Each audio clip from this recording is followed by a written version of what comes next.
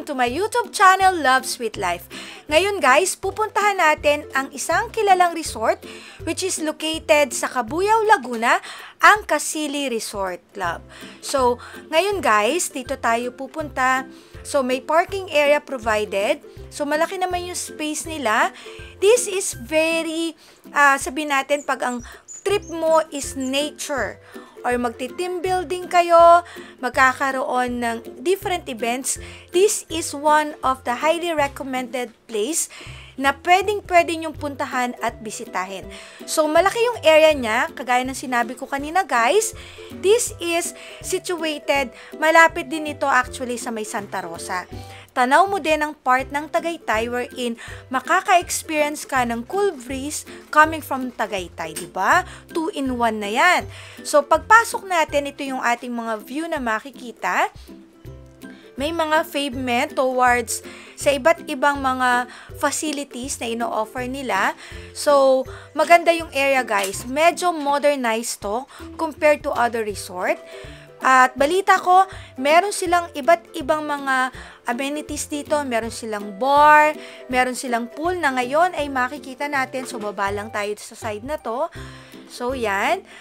Malaki yung area. Kung mapapansin nyo, mataas din yung location nito which is in Cabuyao. So, may pagka-infinity pool yung nakikita natin dito na napakaganda naman, 'di ba? So, napaka-green ng area, very relaxing.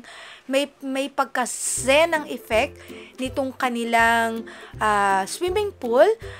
Okay? Napakaganda. Alam nyo, di ba, ang sarap maligo at the same time, enjoy yung view na surrounded dito sa area na to. So, yan, may paganyang pang rattan effect na chair, which is very nice for pictorial. Kung meron kayong mga gaganapin dito ng mga events, pwedeng-pwede nyo na din gamitin yung area na to for getting those nice photos. Diba? So, napakaganda nito. At aminin na natin, medyo modernized nga kagaya ng binanggit ko kanina. Magaganda yung features pag nagsa-sunbathing kayo dito. At dito naman sa area na to, napakadaming pwede nyong, alam nyo na, pag morning person ka, gusto mong mag-jogging, pwede ka ditong tumambay, tumakbo, mag-exercise. Halimbawa, nag-overnight ka and you want to do something in the morning, pwedeng ito, yung brisk walking. So, pwede nyo itong puntahan. So, maganda yung area. Tingnan nyo naman yung hangin, di ba? So, napaka-fresh. Which is very, yun yung pinaka gusto natin gawin ngayon, lalo na mainit ang panahon. Gusto natin na medyo malakas ang hangin, fresh at medyo malamig.